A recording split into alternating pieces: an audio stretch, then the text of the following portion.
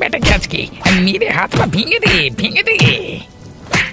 বাঁচাও, বাঁচাও, আমাকে ছেড়ে দাও, আর বেরো না, আমি মরে যাবো লাগছে। আরে ঠিক আছে ঠিক আছে, অনেক হয়েছে, এবার ছেড়ে দে ওকে, না হলে সত্যি সত্যি মরে যাবে বেটা। আরে ঠিক আছে, অনেক হয়েছে, শিক্ষা হয়েছে ওর। আমার সাথে লাগবার মজা হারে হারে টের পেয়েছে। এবার চল কেটে বস। এই বস বলছে যখন ছেড়ে দে, চল চল কেটে পড়ি এখান থেকে, চল।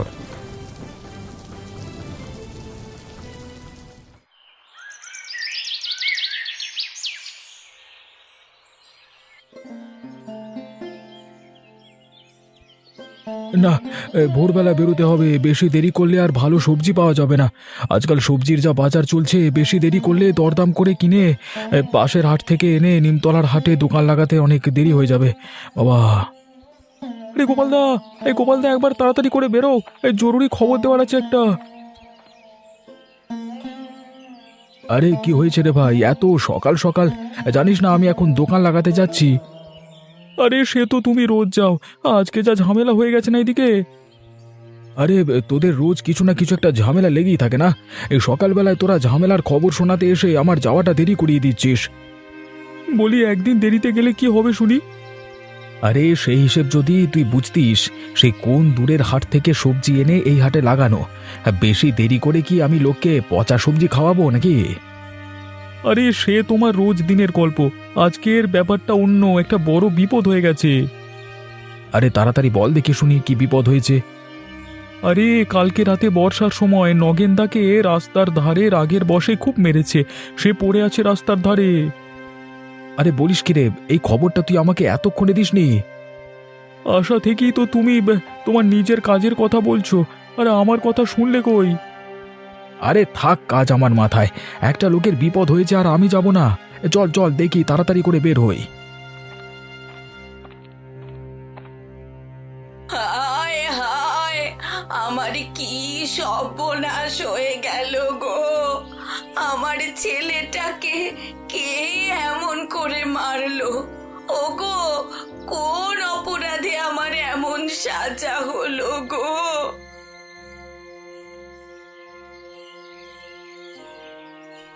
কি হয়েছে বুড়িমা, নগেন কোথায়? বুড়িমা নগেন এখন কেমন আছে? এই বিপদের দিনে তোমরা এসেছো বাবা, আমি একটু ভরসা পেয়েছি বুকে। বলো না তোমরা, আমার ছেলেটাকে কারা এভাবে মারলো? নগেন কোথায়? আমরা নগেনকে দেখে আসি আগে। ওই যে শুয়ে আছে ঘরের মধ্যে। কি মনে হচ্ছে গোপালদা, কে এমন কাজ করতে পারে? আরে তার থেকেও বড় কথা, প্রথমে আমাদের ভাবতে হবে কেন এমন কাজ করেছে, কি এমন করেছিল নগেন যে তার জন্য তাকে এমন শাস্তি পেতে হলো। কিন্তু যাই করুক, মানুষ তো, তার সাজা এমন হতে পারে না। সাজা তো এমন ভয়ানক হতে পারে না ঠিক আছে, কিন্তু নগেনের নিশ্চয়ই কোনো দোষ আছে। দোষ থাকলেও গোপালদা, এমন করে মারাটা তো ভয়ানক অপরাধ। আর যদি নগেনদার কিছু একটা হয়ে যেত আজকে, তাহলে কি হতো বলো তো? আমাদেরকে খুঁজে বার করতে হবে সেই লোকটাকে যে নগেনকে এভাবে মেরেছে। আমার মনে হয় না গোপালদা যে এটা একটা লোকের কাজ, আমার মনে হয় অনেকে মিলে কাজটা করেছে। হ্যাঁ, কথাটা তুমি ঠিকই বলেছ, অর্থাৎ পরিকল্পনা করে দল বেঁধে কাজটা করেছে, তাই তো? কিন্তু কে করলো বলো তো গ্রামের মধ্যে? সেটা তো নগেন সুস্থ হয়েই বলতে পারবে। আমাদের কিন্তু সেই বিষয়টা নিয়ে ভাবনা চিন্তা করা উচিত। আমরাও চেষ্টা করব খুঁজে বের করবার। আসামিকে যদি একবার পাই তাহলে একটা লোককে এভাবে মেরে গেল গ্রামের মধ্যে, তাদেরকে তো আর সহজে ছেড়ে দেওয়া যায় না।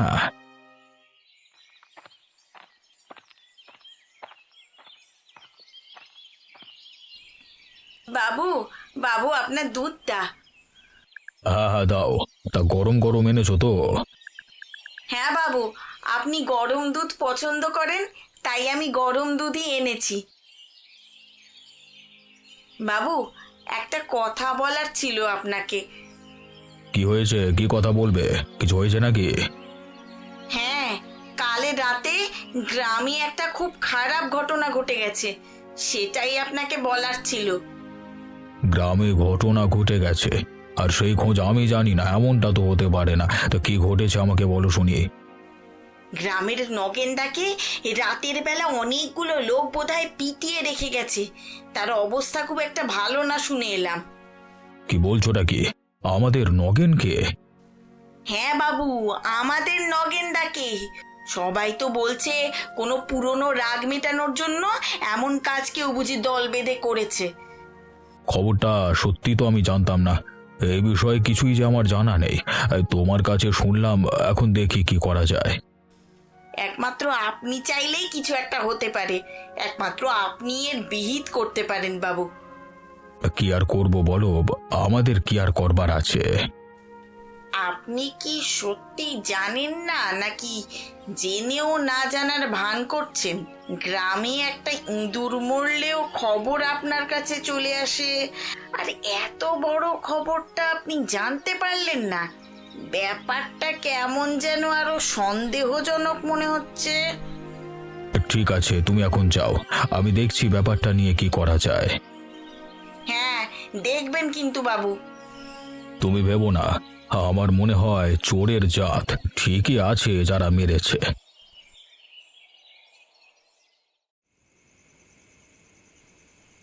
এখন কেমন লাগছে বাবা? একটু সুস্থ লাগছে তোর? হ্যাঁ, কিছুটা মা। একটা কথা বলি বাবা, সত্যি করে বলবি তো? হ্যাঁ বলো মা, আমি বলবার চেষ্টা করব। কারা তোর সাথে এমন কাজ করলো রে? গ্রামে তো এমন ঘটনা কখনো হয় না। কারা তোর সাথে এমন শত্রুতা করতে পারে? সেই লোকের নাম জানলে তুমি অবাক হয়ে যাবে মা। সে যাই হই, তুই আমার থেকে লুকোস না। আমাকে লোকটার নাম বল। আমার সাথে শত্রুতা করেছে, আমাকে লোক দিয়ে মার খাইয়ে সামনে দাঁড়িয়ে মজা নিয়েছে যে লোকটা, সেই লোকটার নাম অবিনাশ বাবু। কি বলছিস কি? তোর মাথাটা তা ঠিক আছে তো? সে তো গ্রামের সম্মানীয় মোড়ল রে। বললাম যে তুমি বিশ্বাস করতে পারবে না, আর কেউ এ কথা বিশ্বাস করবে না আমি জানি, তবু যেটা সত্যি সেটা তোমাকে বললাম, তুমি জানতে চেয়েছিলে বলে। কিন্তু সে এমন কাজ কেন করলো? সেও এক গোপন কথা মা। এতটা যখন বললি এটাও বলে ফেল, আর লুকোস না বাবা আমার কাছে কিছু। আমি তার কিছু গুপ্ত বিষয় জেনে গেছিলাম, তার কিছু গুপ্ত ব্যাপার জেনে যাওয়ার জন্যই সে আমার সাথে এমনটা করেছে। তা কি গুপ্ত ব্যাপার? সেসব আমি তোমাকে পরে বলবো, শুধু এতটুকু জানো যে ওই লোকটার হাঁড়ির খবর জেনে যাওয়ার জন্যই আমাকে ও শাস্তি দিয়েছে, যাতে যাতে আমি ভয় পেয়ে মুখ বন্ধ করে থাকি। তুই তাড়াতাড়ি সুস্থ হয়ে ওঠ বাবা, আর এবার থেকে একটু সামলে থাকবি। জানিস তো, আমরা ওই মানুষটার সামনে সামান্য লোক। ওর সাথে কি ঝামেলা করে আমাদের দিন চলবে, নাকি আমরা প্রাণ নিয়ে বেঁচে থাকতে পারবো? সাবধানে তো থাকতেই হবে মা। দেখো নগেন, ব্যাপারটা খুবই গোপনীয়, তোমাকে বিশ্বাস করি তাই তোমাকে বলতে চাই। তাছাড়া এই বিষয়ে আমি খুব কম লোককেই বলেছি। আসলে কি বলতো, সবাইকে তো আর বিশ্বাস করা যায় না। আমি জানি বাবু, আপনি আমাকে বিশ্বাস করেন। আপনি নিশ্চিন্তে বলুন, এ কথা আমি ছাড়া আর কেউ জানবে না। আমি নিমতলির হাটে একটা মদের ভাটি খুলতে চাই। আর হ্যাঁ, শুধু ভাটি নয়, সেখানে একটা বেআইনি মদের কারখানাও করতে চাই আমি। আর তার জন্য তোমার সাহায্য লাগবে। কিন্তু বাবু, এই বেআইনি মদ খেয়ে গ্রামের লোকের ক্ষতি হবে, এই কাজ খারাপ কাজ। কিসের কার ভালো হয়, কিসের কার খারাপ হয়, তা আমি তোমার কাছে শিখতে যাব নাকি? যেটা বলছি সেটা করো। বাবু, আমি আপনাকে ভরসা করি, বিশ্বাস করি। সেই ভরসা বিশ্বাস থেকে ভেবেছিলাম আপনি আমাকে ভালো কিছু কাজের জন্য বলবেন, কিন্তু আপনি এমন একটা কাজ করবার কথা বলছেন, সেটাতে আমার মন সায় দিচ্ছে না। কাজটা আমার করবার ইচ্ছে করছে না। আমায় কিছু মনে করবেন না, কিন্তু আমি কাজে সহমত নই। দেখো নগেন, বেশি বেচাল করো না। আমি এর মধ্যেই এই বিষয়ে অনেকটা এগিয়ে গিয়েছি। আর তাছাড়া তোমার ভালো মন্দ মতামত আমি নিতে চাই না। মনে করো এটা আমার আদেশ, আর তোমাকে সেটা পালন করতে হবে। তবু আমি সেই কাজ করতে বাধ্য নেই বাবু। আপনি হয়তো রাগ করবেন আমার উপর, কিন্তু বিশ্বাস করুন আমি এমন কোনো কাজ করতে পারবো না যেটা বেআইনি এবং সেটা সমাজের লোকের জন্য খারাপ। দেখো, যারা আমার সাথ দেয় তাদেরকেই শুধু আমি আমার সাথে রাখি, বাকিদের আমি দুনিয়া থেকে সরিয়ে দিই। তাহলে তোমার সাথে সেটাই হবে। এগিয়ে আছিস, ওর মেরে হাত পাটা ভেঙে দে তো।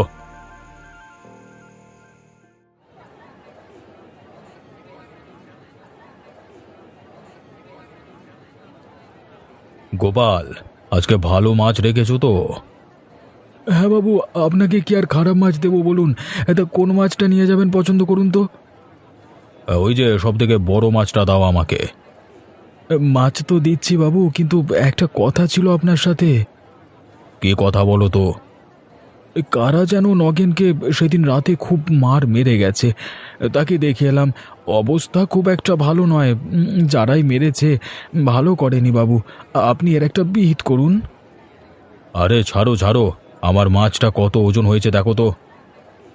মাছ তো ঠিকই আছে, কিন্তু গ্রামের মানুষের একটা এভাবে প্রাণ যেতে বসেছে, তাদের পাশে কি আমরা দাঁড়াবো না? মানুষের প্রাণ তো সবার আগে। আরে সেসব তো বুঝলাম, কিন্তু তুমি কি এটা বুঝতে পারছো না যে আমার মাছটা নিয়ে যাবার তাড়া আছে?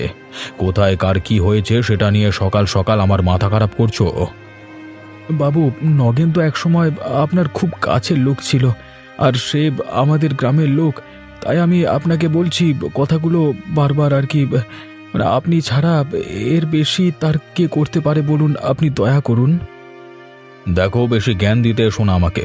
তোমার জ্ঞানে ঘন্টা আমার কিছু যায় আসে না। আরে সকাল সকাল তুমি আমার মাথা খেও না। কোথায় কে মরলো, কোথায় কে বাঁচলো, এসব নিয়ে আমার দিন চলে না। যে মরবার হয় সে মরবে, যে বাঁচবার হয় সে বাঁচবে, তাতে আমার কি যায় আসে? তুমি নিজের কাজ করো আগে, না হলে তোমার একদিন কে আমার একদিন। ঠিক আছে বাবু, ঠিক আছে, রাগ করছেন কেন? আমি করছি।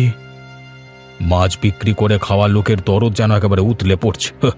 এরকম চাষা ছোট লোকের জাত মশা মাছির মতো দিনে দু চারটে মরলে আমার কিচ্ছু যায় আসে না, যত সব ন্যাকামো। বুড়িমা, নগেনদা কেমন আছে? আগের থেকে তো একটু ভালো আছে। কিছু জানতে পারলে কিভাবে কি হয়েছিল? হ্যাঁ, জানতে পেরেছি। মানে ওই ও যতটুকু বলেছে আর কি। কি বললো বলো তো, আমাকে একটু খুলে বলো। বলল যে সমস্ত কাজটা ওই অবিনাশ বাবুর। কি বলছোটা কি? বুড়িমা, তোমার কি মাথা খারাপ হয়ে গেছে? আমিও যখন প্রথম শুনেছিলাম আমারও এমনই মনে হয়েছিল যে নগেনের বুঝি মাথাটাই খারাপ হয়ে গিয়েছে। কিন্তু নগেন যেটা বলছে সেটাও সত্যি বলছে।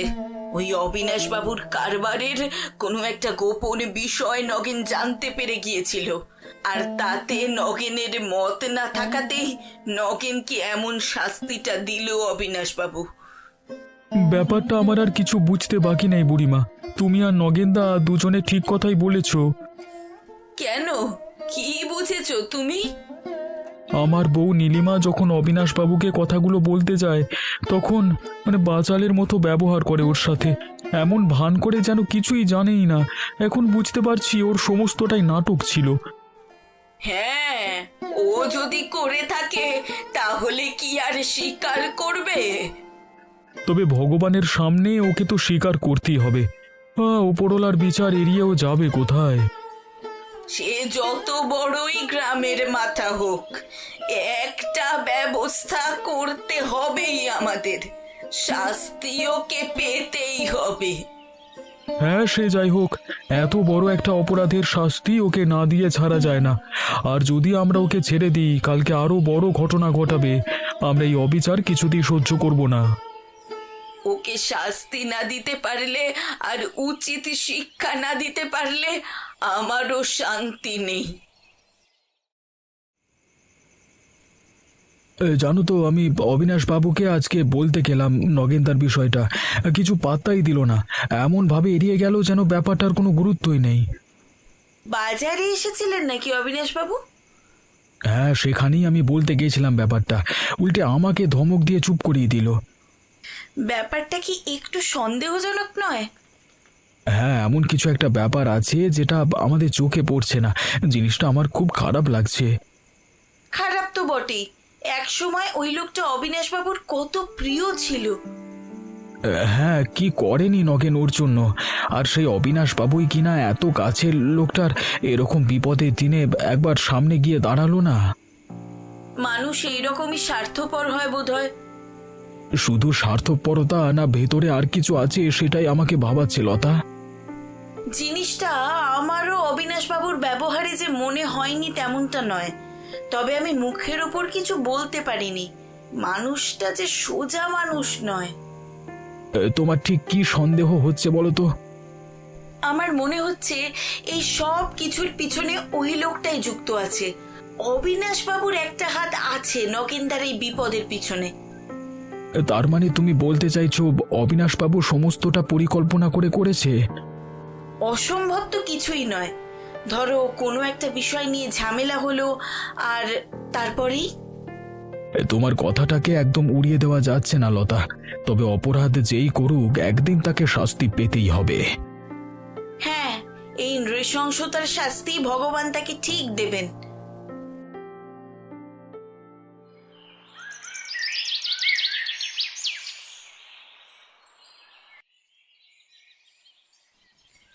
আজকে আমি এর একটা হেস্ত নেস্ত করেই ছাড়বো।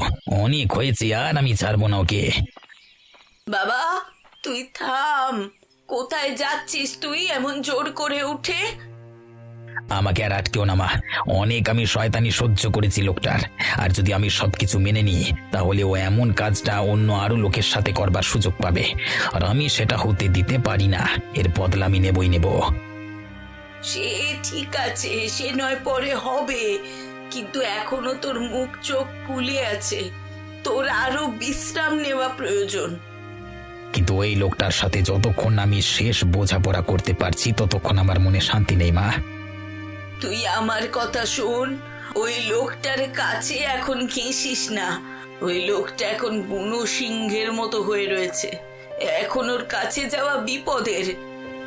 তা বলি কি আমি হাত পা গুটিয়ে চুপ করে বসে থাকবো?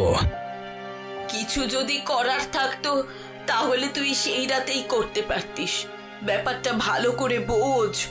ওর কাছে অনেক মানুষ আছে, অনেক লোক বল আছে ওর।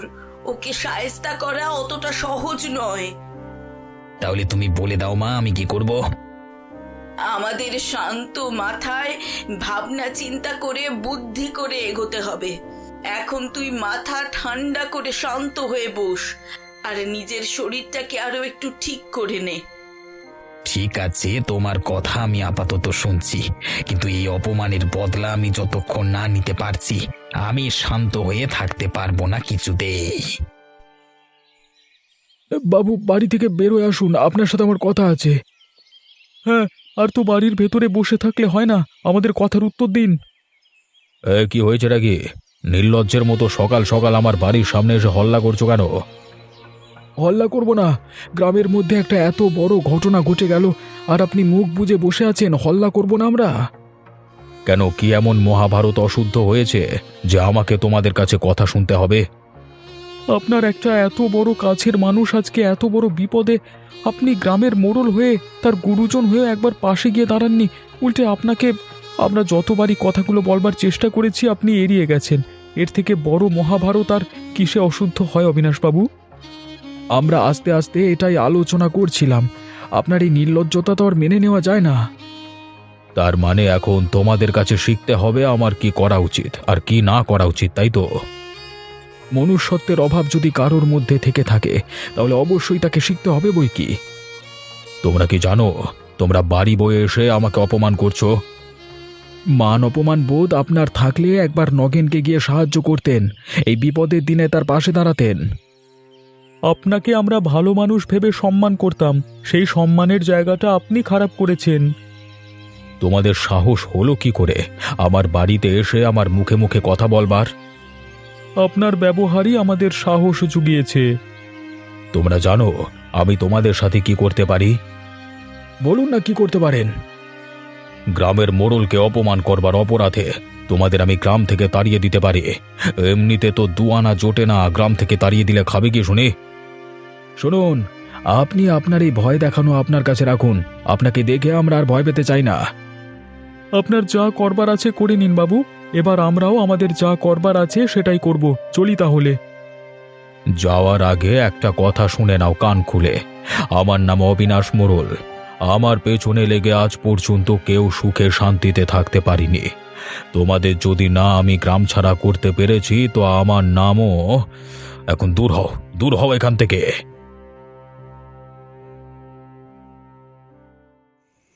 আজকে ব্যাটাকে একদম খতম করে দিতে হবে। ব্যাটার বড্ড বার বেড়েছে। আপনি কিচ্ছু চিন্তা করবেন না বস, আজকে আবার খালাস করে দেবো। চলে সকালে দুনিয়া থেকে সরিয়ে দিই মালটাকে। শয়তানের বাচ্চা, তোরা কারা রে? এক মাঘে তোদের শীত যায়নি না, তোরা আবার এসেছিস আমার ছেলেটার পিছনে লাগতে। এই বুড়ি সরে যাও, না হলে তোমার প্রাণটাও যাবে শেষ পর্যন্ত। এই, কে আছিস? মার মালটাকে। বাজাও মরে গেলাম বাবা। আরে ভালো করে মার বেটাকে। একবার মার খেয়ে বেটা শান্তি হয়নি, শিক্ষাও হয়নি, এখন একেবারে পুরো খতম করে দে। ছেড়ে দাও আমার ছেলেকে ছেড়ে দাও। ও তোমাদের কি এমন ক্ষতি করেছে? তোমরা ওকে বারবার এমন করে কেন মারছো? এবারে মারলে তো মরে যাবে, ছেড়ে দাও ওকে। দেখেছো তো বুড়ি আমার কত ক্ষমতা, আর তোমরা কিনা আমার পেছনে লাগতে এসেছিলে। বাবু, আপনি কি চান বলুন, আমরা তাই করব। যদি বাঁচতে চাও চুপচাপ এই গ্রাম ছেড়ে চলে যাও, আর একটা কথাও শুনতে চাই না। বেচাল দেখলে সব কটাকে খতম করে রেখে দিয়ে যাবো। এখনো সময় আছে, চুপচাপ চলে যাও এই গ্রাম থেকে। আর কখনো ত্রিসীমানায় আসবে না। এই গ্রামের লোকের সাথে কোনো সম্বন্ধ রাখবে না তোমরা। ঠিক আছে, আমরা তাই করব বাবু। আমরা গ্রাম ছেড়ে চলে যাব। ওকে এবার আপনারা ছেড়ে দিন।